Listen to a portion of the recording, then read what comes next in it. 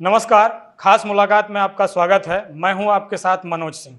हर बार की तरह इस बार भी हमारे साथ एक शख्सियत हैं। इनके बारे में सिर्फ इतना ही कहूंगा कि इनका नाम ही बहुत है।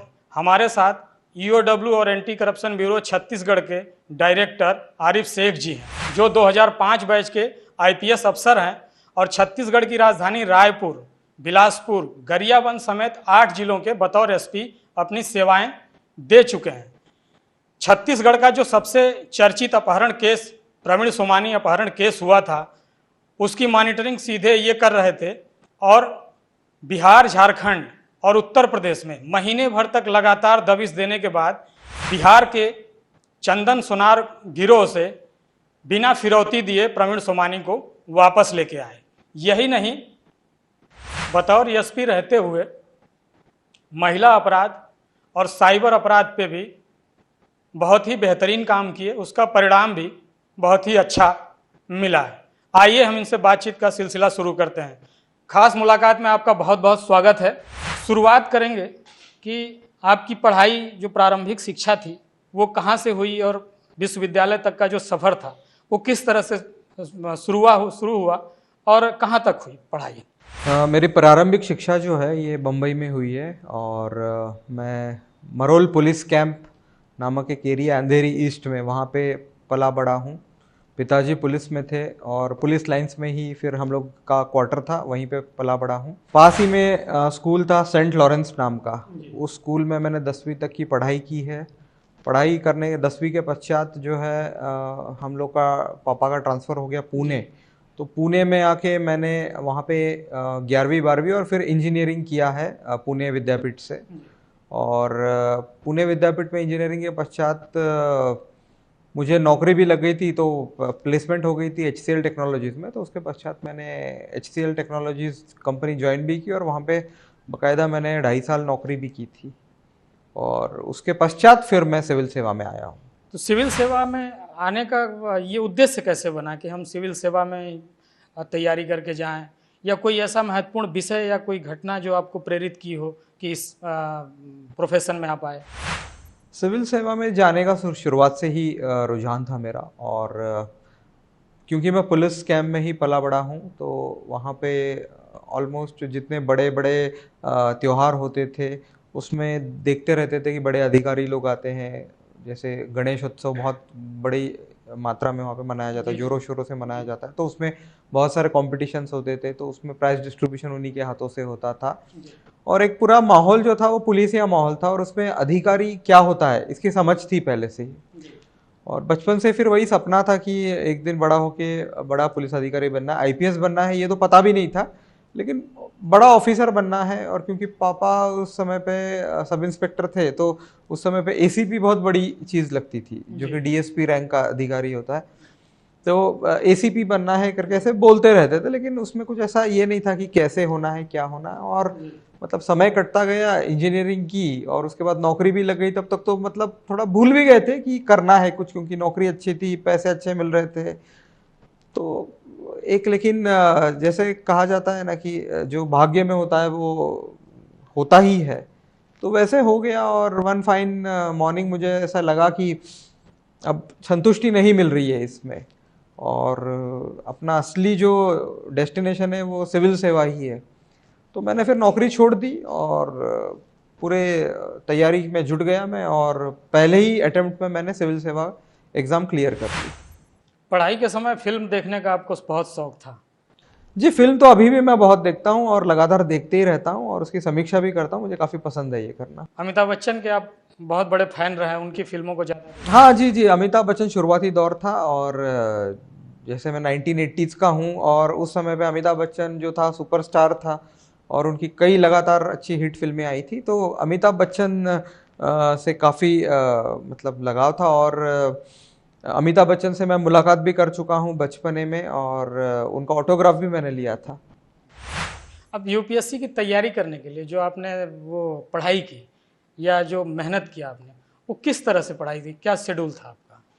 देखिए, यूपीएससी एग्ज़ाम जो है एक बहुत ही टाइम कंज्यूमिंग एग्ज़ाम है। और कोई भी कैंडिडेट जो है पूरा 1 साल पूरा ये एग्ज़ाम ले लेती है, 1 साल पूरा समर्पण करना पड़ता है, तब जाके एक हम लोग एग्ज़ाम कंप्लीट कर पाते हैं।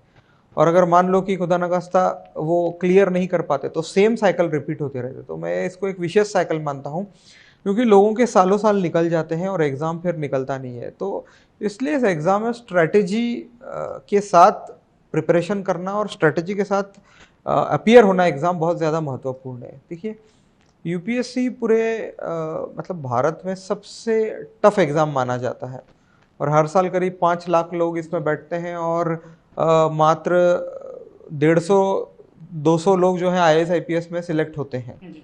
तो वैसे देखा जाए तो इसका परसेंटेज जो है 0.01% से भी नीचे आता है।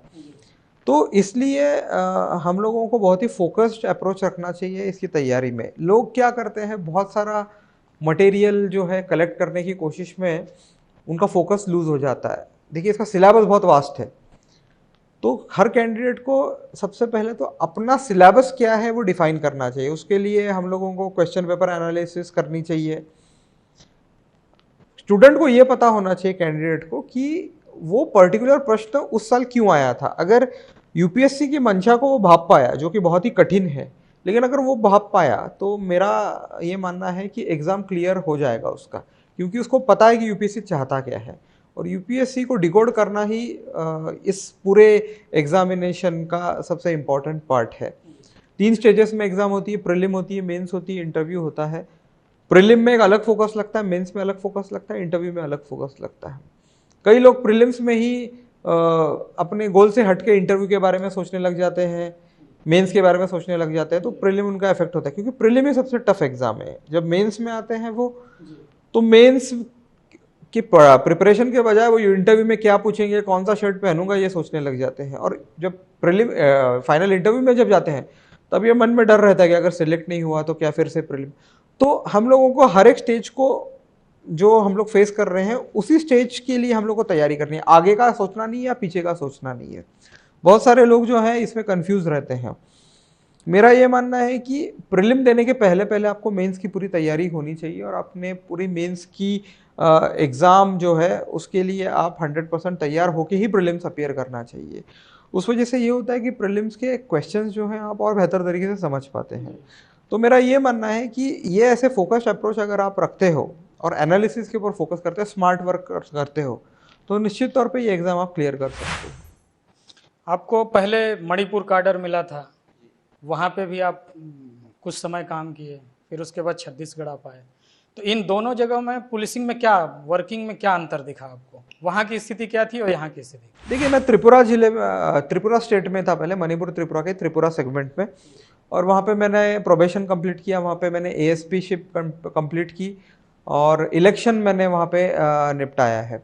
तो वहाँ पे त्रिपुरा में अलग चैलेंजेस थे, वहाँ पे एक्सट्रीमिस्ट प्रॉब्लम था, लेकिन वो एक्सट्रीमिस्ट प्रॉब्लम था जो था वो कंटेन हो गया था। मतलब जो वहाँ के जो अलगाववादी हैं तत्व, उनके ऊपर बहुत हद तक काबू पाया गया था और बहुत ही छोटा राज्य था, 10,000 स्क्वायर किलोमीटर का तो पूरा राज्य था वो, और उसमें 4 जिले बने हुए थे।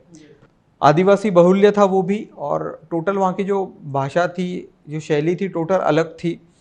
लेकिन उसी शैली में उनके बीच में जुड़ना और वहाँ पे काम करने का एक बहुत ही अच्छा और सुखद अनुभव था और उससे मैंने काफ़ी कुछ सीखा है। छत्तीसगढ़ में आने के बाद यहाँ पे थोड़ा परिप्रेक्ष्य पूरा अलग था। यहाँ पे क्योंकि हिंदी प्रथम भाषा है, वहाँ पे बंगाली प्रथम भाषा थी, तो वहाँ पे बंगाली सीखनी पड़ी थी मुझे, और यहाँ पे आने के बाद हिंदी थी, तो हिंदी में ज़्यादा कंफर्टेबल हूँ।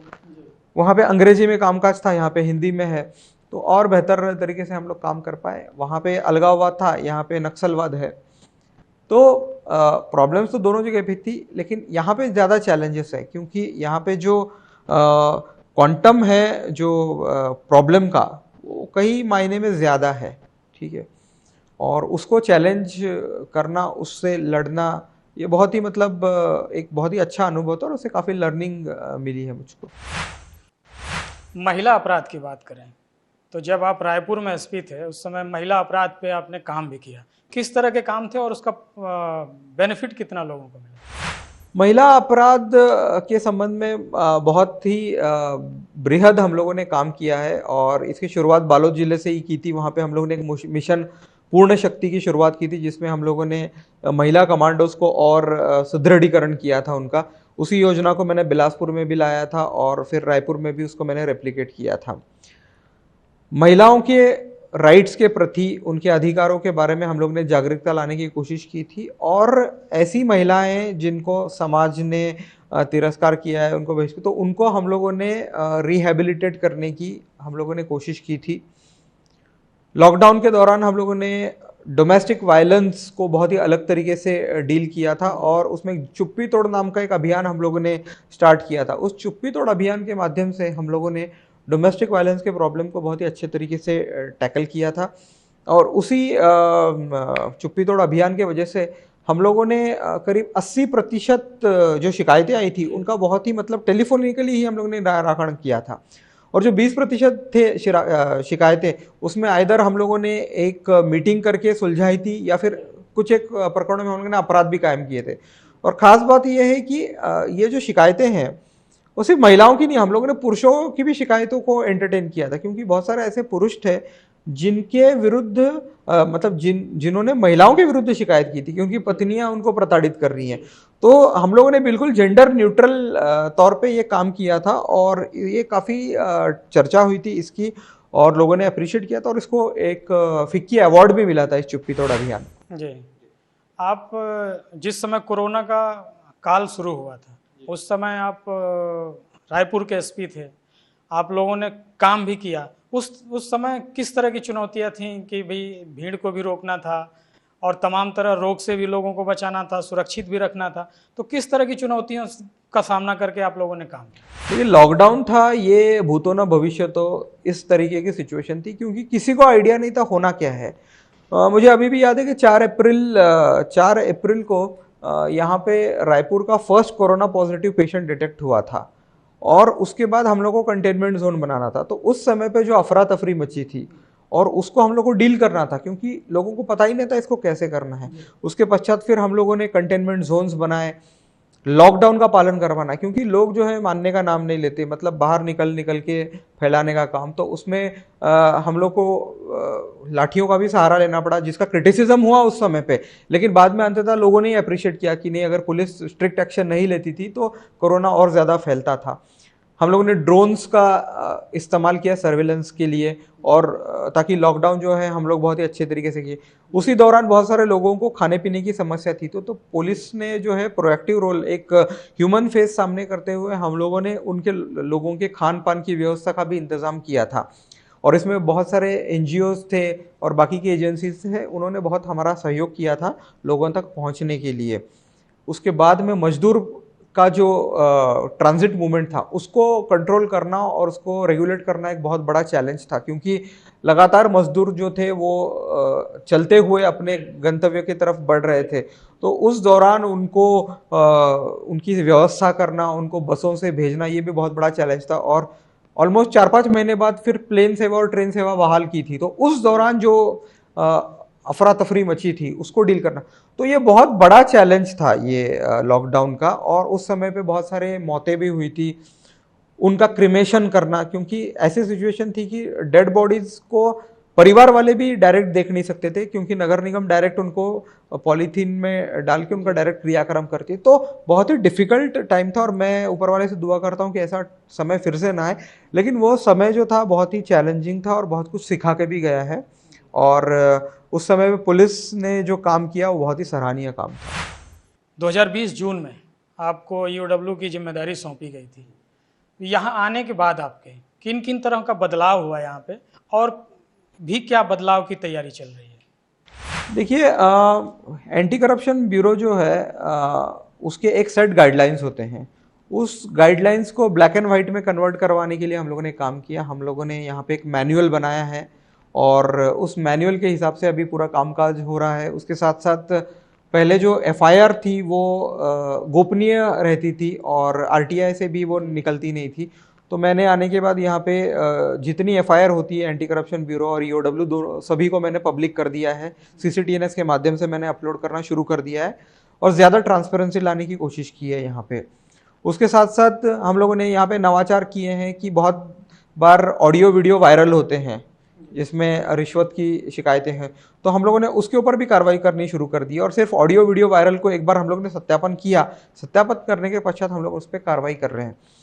उसके साथ साथ हम लोगों ने एक छत्तीसगढ़ में वेबसाइट शुरू की है, व्हाट्सएप का हम लोगों ने नंबर शुरू किया है, उसके साथ 1063 टोल फ्री नंबर भी शुरू किया है।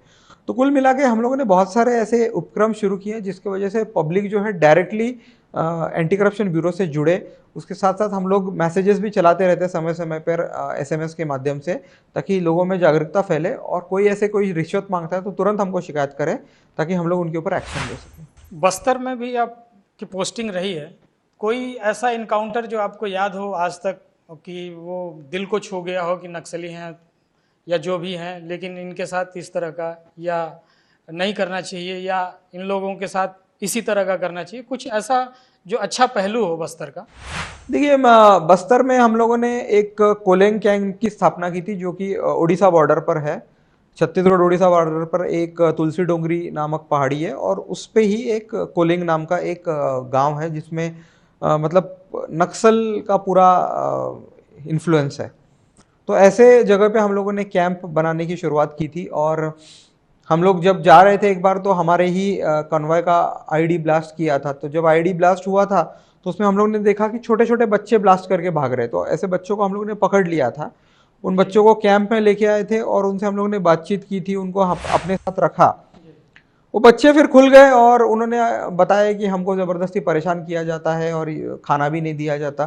तो उन बच्चों को हम लोगों ने बस्तर में लाके जगदलपुर में एक स्कूल में डाल दिया और स्कूल में डालने के बाद उनकी पढ़ाई लिखाई हम लोगों ने, पुलिस ने जिम्मा उठाया और वो बच्चे अभी पढ़ रहे हैं, अभी 10वीं में है बच्चे और वो मतलब पुलिस से काफ़ी प्रभावित है और पुलिस में ही आना चाहते हैं। तो ये एक ऐसा पहलू है कि जिसमें मतलब काफ़ी इफेक्ट किया है मुझको। अच्छा, मेरा एक आखिरी सवाल होगा आपसे कि आप भी पुलिसिंग सेवा में हैं, मैडम भी प्रशासनिक सेवा में हैं, तो परिवार के लिए आप लोग समय कैसे निकालते हैं? देखिए, परिवार में जब हम लोग जाते हैं तो ऑफिशियल हम लोग कोई भी समस्या या कुछ भी डिस्कस नहीं करते। परिवार में सिर्फ पारिवारिक माहौल होता है और पारिवारिक समस्या या पारिवारिक जो प्रॉब्लम बाकी की चीज़ें होती है उन्हीं के बारे में डिस्कशन चलते रहता है। ऑफिस का हम लोग कोई लोड लेके घर नहीं जाते और जब भी ज़रूरत पड़ती है तो बिल्कुल एक दूसरे को हम लोग सपोर्ट करते ही हैं और हम लोग ज़्यादा बिलीव करते हैं लाइफ को अच्छे तरीके से जीने में और लोगों की सहायता करने में। इसीलिए मतलब लाइफ जो है बेहतर ही करने की कोशिश करते रहते हैं। खास मुलाकात में शामिल होने के लिए आपका बहुत बहुत धन्यवाद। ये थे हमारे साथ EOW के आरिफ शेख जी, इन्होंने अपना अनुभव साझा किया। खास मुलाकात कार्यक्रम में आज बस इतना ही। अगले बार किसी दूसरे शख्सियत से मुलाकात होगी, तब तक के लिए हमें इजाज़त दीजिए। नमस्कार।